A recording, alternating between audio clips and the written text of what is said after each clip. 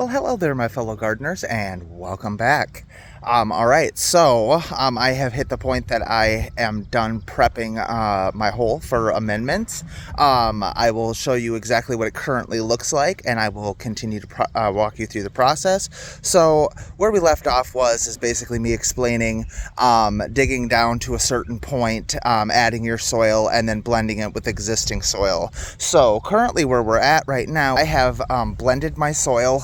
What I did is I filled in the hole, and then what I did is I took the existing soil that was around the circumference and I pushed it forward. I blended it into the middle, and then I pulled it back, pushed it forward, blended it into the middle, pulled it back, and then continued to add soil, and turn it, push it back, turn it, push it back.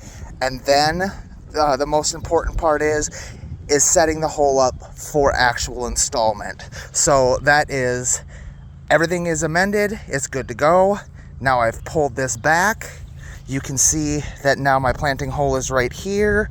It is always very important to keep a garden stake in the hole the entire time that you are doing your project. It maintains the central point of install. As you go deeper down into the hole, it is best to knock the stake further into the ground so that you don't lose your reference.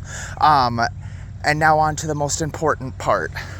All right, guys, this is where most gardeners and tree planters, even if you're an expert, if you're a novice, if you're a beginner, if you don't really know the very important parts of a tree planting installation, it can go very wrong, and you don't know that it's gone wrong until 15-20 years after you have put your tree in. All right, so I'm moving on to section identifying your root flare. We're going to start by going to the hole here, and this is the important part. Okay, so currently my depth is a lot lower than what the soil line is at. So what I have to do is I have to push my soil into the hole and gauge where my soil line is, because the tree has to go in at or just slightly above the soil line.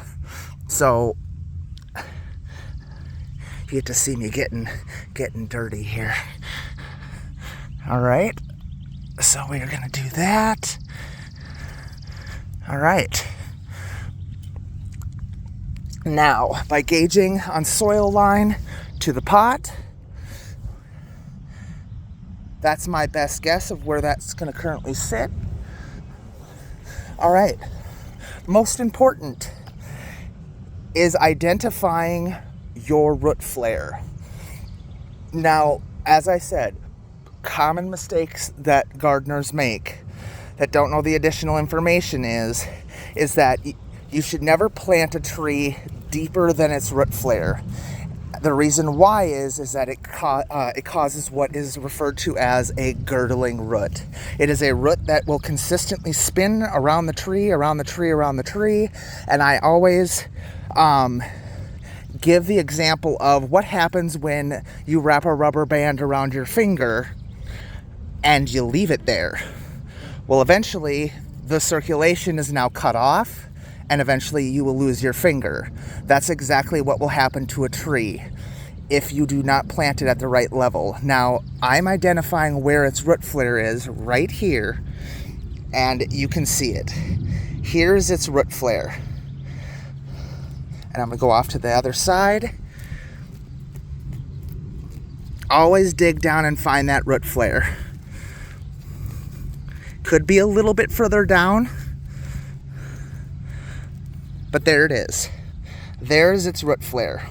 So just by digging around, it was 2 inches below the potted soil. Okay?